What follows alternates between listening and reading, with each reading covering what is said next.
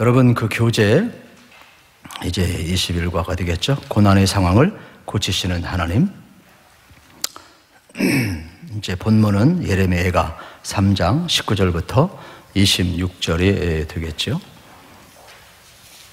우리가 예레미야와 예레미야가는 잘 알잖아요. 그래서 애가는 이제 슬픈 노래가 되겠습니다.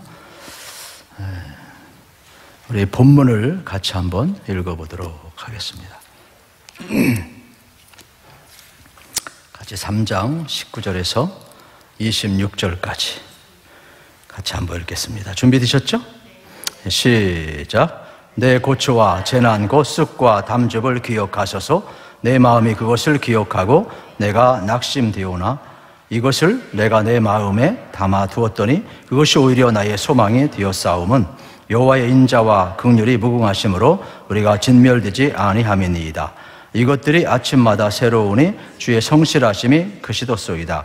내 심령에 이르기를 여호와는 나의 기업이시니 그러므로 내가 그를 바라리라 하도다. 기다리는 자들에게나 구하는 영혼들에게 여호와는 선하시도다. 사람이 여호와의 구원을 바라고 잠잠히 기다림이 좋도다. 아멘. 그냥 말씀만 읽고 가면 참 좋겠네요. 예. 그러면 예레미야 선지자가 왜 이러한 슬픈 노래 애가를 불렀을까? 특별히 우리가 이제 두 가지 대지가 있는데, 첫 번째는 모든 사람은 이 세상에 사는 동안 무엇을 겪는다? 고난을 겪는다. 고난을 겪는다. 그래서 여기 19절에 나와 있죠. 내 고초와 재난 곧 쑥과 담즙을 기억하소서. 얼마나 고통스러운가. 우리는 잘 아는 것처럼 예레미야나 에스겔이나 구약성경 모든 그 선지서들을 보면 하나님의 심판을 받고 이제 바벨론 포로가 되고 그들이 당하는 고통은 남아있는 자나 포로로 끌려간 자나 이 고초는, 이 재난은 이루 말할 수가 없음을 우리가 발견하게 되는 겁니다. 그걸 가리켜서 인생사라 이야기를 하는 거, 희노애락이 다 있지만 이 고난을 묘사하고 있음을 보게 되는 겁니다. 문제는 믿음이 깊고 기도를 많이 하고 충성된 성도에게도 고난이 있다라는 거죠.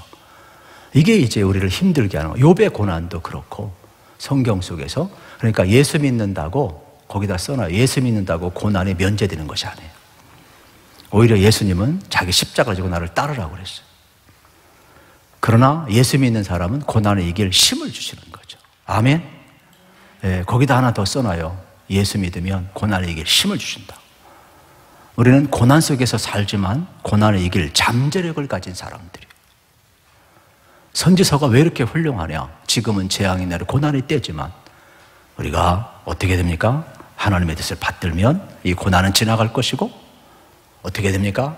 이 고통 가운데 우리는 다시금 회복될 것이고, 잠재적으로 희망은 그들에게 온다는 것을 이야기하고 있음을 보게 됩니다. 그러면서 고난을 많이 겪었던 다윗의 고백이 나오죠. 시편 143편 4절 밑줄 치죠. 그러므로 내 심령이 속에서 상하며 내 마음이 내 속에서 참담하나이다. 여기 참담하다는 건 심장이 눌려서 멈출 지경이라, 속이 상해서 죽을 지경이다.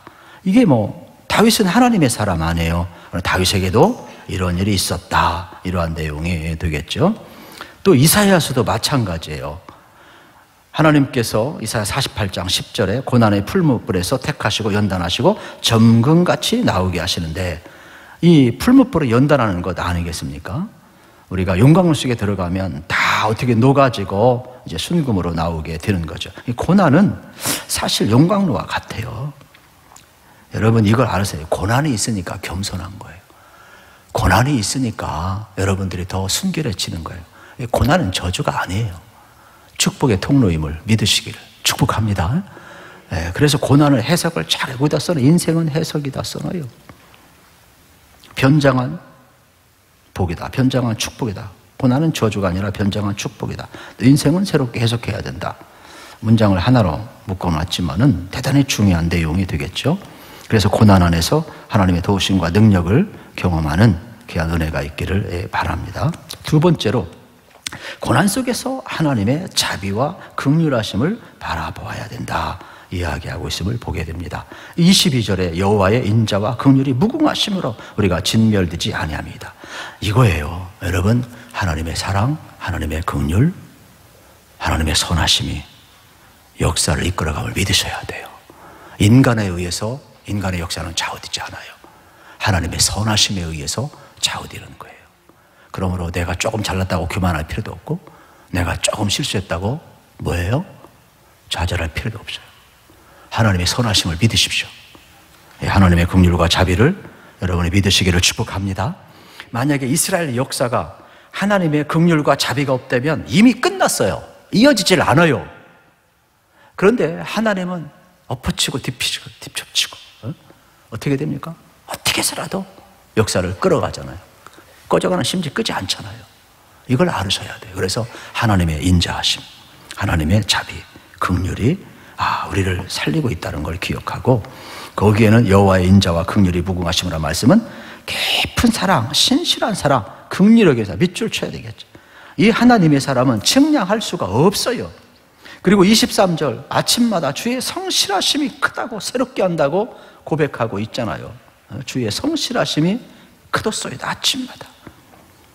여러분, 하나님은요 참 신실하셔요. 왜? 약속을 하셨으니까 당신의 말씀을 이루어가는 거예요. 우리는 약속을 하고 어기잖아요. 그런데 하나님은 이미 어떻게 했어요? 아브라함을 부르시고 복의 근으로 삼겠다. 복의 근으로 삼았어요. 이스라엘 백성 허물이 많은데도 어떻게 해요? 심판해서라도 하나님이 다시금 세우시겠대요. 그러니까 오늘 여러분도 잊지 마세요.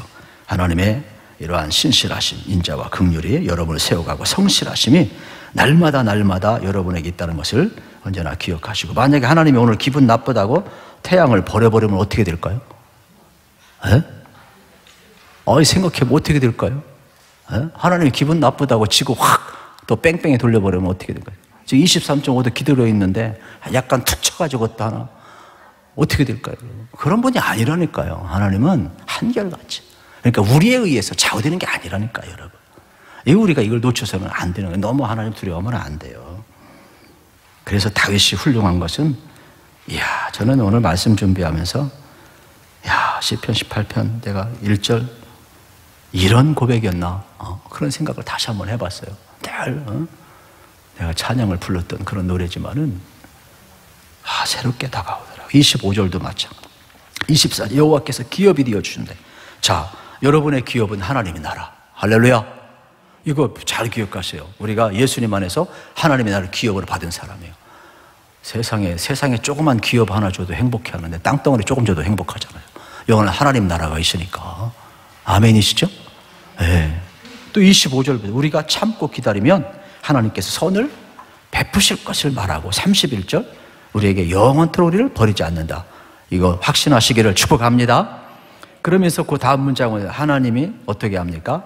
절망적인 상황만 기억하는 것이 아니라 우리 어떻게 됩니까? 낙심할 수밖에 없지만 그나마 믿음의 사람은 한 걸음도 올라서야 되는데, 예레미야는 21절에 내 마음에 담아 두었도다 그랬어요. 고난이 왔을 때 물어봐야 돼요. 하나님, 이 고난을 통해서 나를 어떻게 이끌어갈 것입니까? 21절, 22절 소망을 두고 있어요. 그래서 고난 속에서 절망하지 마시고 하나님께 물어보시고 하나님께 소망을 두시기를 축복합니다. 거기다 써놓으세요. 고난은 나를 그리스도께 인도로 가시고, 고난은 나를 절망이 아니라 희망으로 이끌어가는 여러분 징검다리라는 걸 기억했으면 좋겠어요. 그래서 끝까지 성실하심을 믿으면, 이 성실하심은 22절, 23절 믿다, 신뢰하다, 견고하다, 충실하다 이런 뜻이 있다고 합니다.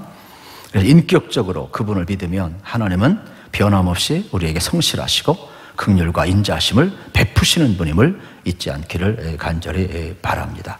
그래서 고난 속에서도 여러분이 넉넉히 이겨나갈 힘을 주심을 여러분 꼭 잊지 않기를 바랍니다. 여러분에게 오는 아픔, 고통은 하나님의 본심이 아닙니다. 하나님의 본심은 여러분이 잘 아는 재앙과 심판이 아니고 생명과 평안과 희망이고 의로임을 여러분이 아셨으면 좋겠습니다. 고난은 하나님께 오는 복의 초대고 영적인 유익이고 큰 소망을 갖는다. 이것도요, 이게 참 영성이 없습니다. 자, 저를 한번 보세요. 이게 참 어려운데,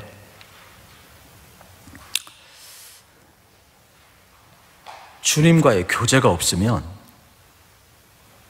고난이 올 때 일어날 힘이 없어요.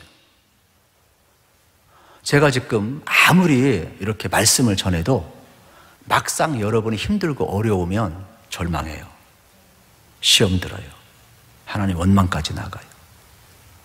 그런데 평상시 하나님과 교제 나눈 사람은 절대로 절망하지 않아요. 절망이 아니라 하나님 더 가까이 나가요. 하나님 더 의지해요. 그래서 나의 잠재력이, 고난과 절망은 내 모든 가능성을 완전히 무시해버리지만 오히려 어떻습니까? 하나님은 성령을 보내셔서라도 우리 깨닫게 하시고 선하심과 인자하심 믿게 하셔서 우리의 잠재력이 폭발적으로 일어나서 고난을 뚫고 나가게 만드는 것이죠. 저는 이 터널만 생각하지 마시고 여러분이 고난을 뚫을 수 있는 능력이 있기를 축복합니다.